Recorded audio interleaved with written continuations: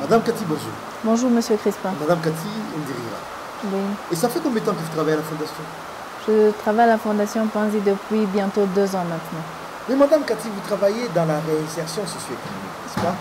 Et qu'est-ce que vous faites concrètement dans la réinsertion socio-économique? Dans la réinsertion socio-économique, nous accompagnons les bénéficiaires après une prise en charge par les piliers médical, psychosocial et légal dans leur retour dans leur milieu d'origine.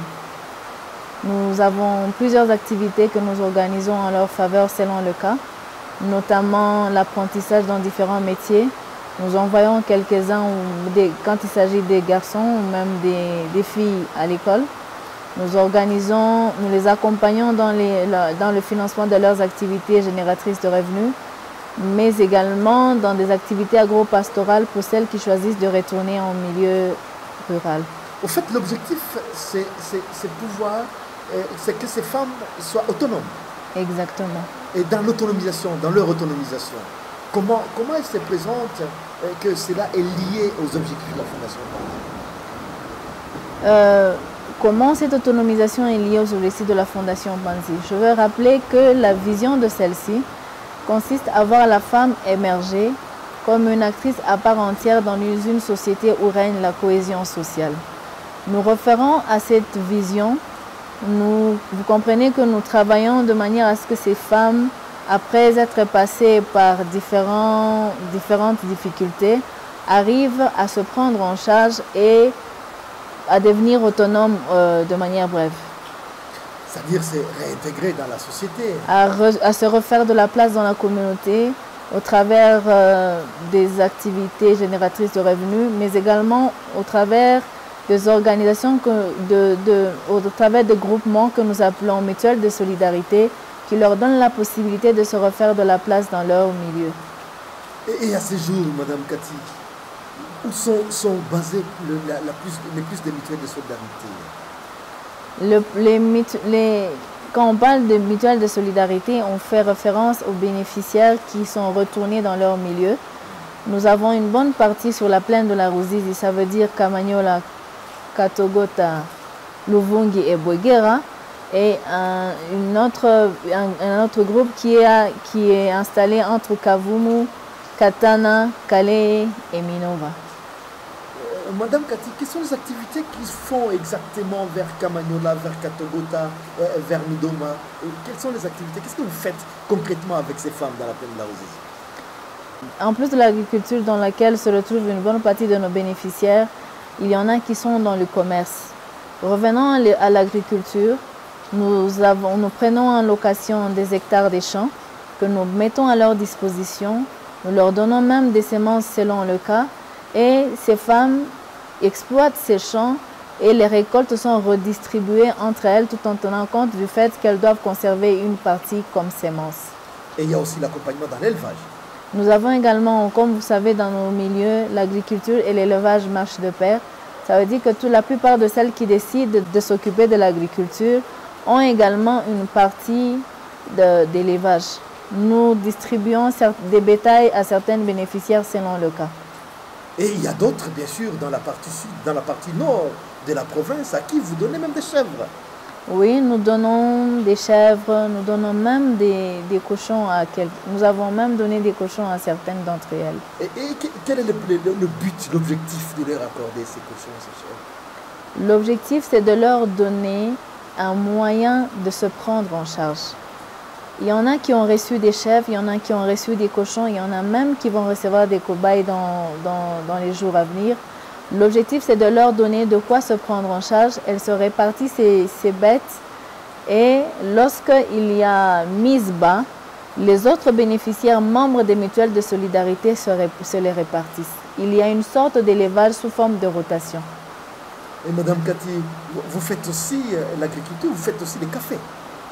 Oui, nous sommes aussi dans la culture du café, sur notre plantation située à Katana. Et comment vous y êtes plongé? Pardon? Et comment vous êtes plongé dans le café? Et qu'est-ce que vous recevez pour ça? La Fondation Panzi a acquis une plantation sur laquelle a été déjà sémé le café. qui, bien entendu, avaient quelques problèmes d'entretien. Nous avons entretenu ce qu'il y avait sur cet espace. Nous avons acquis des plantules de café qui étaient de qualité bien meilleures par rapport à celles qu'il y avait sur ces concessions. Et pour l'instant, nous avons transplanté ces plantules sur la concession et nous sommes en train de faire le suivi en attendant de voir où est-ce que ça va nous mener.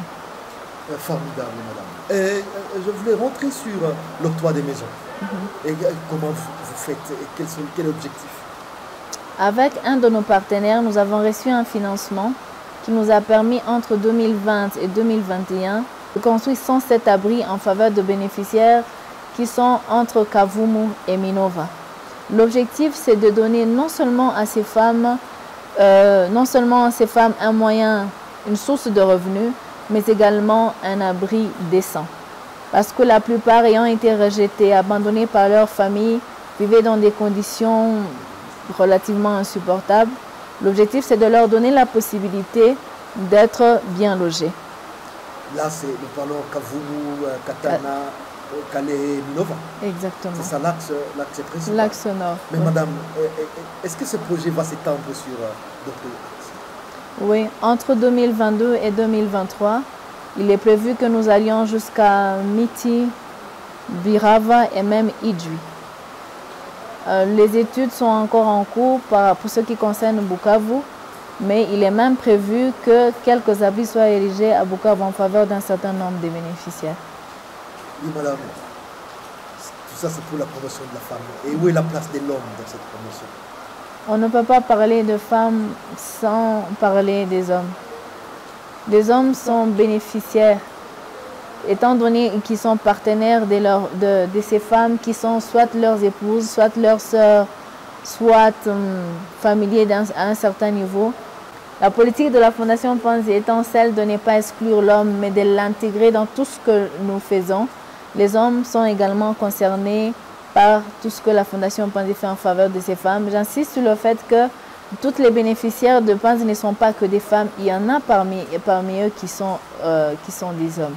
Mais madame, est-ce qu'il n'y a pas une stigmatisation dans les milieux lorsqu'on arrive et que les gens puissent dire ça, ce sont ces personnes violées dans les milieux? Qu'est-ce que vous faites pour essayer d'atténuer cette stigmatisation? Pour atténuer la stigmatisation, nous encourageons nos bénéficiaires à intégrer des mutuelles de solidarité qui ont été mises en place par les membres de la communauté.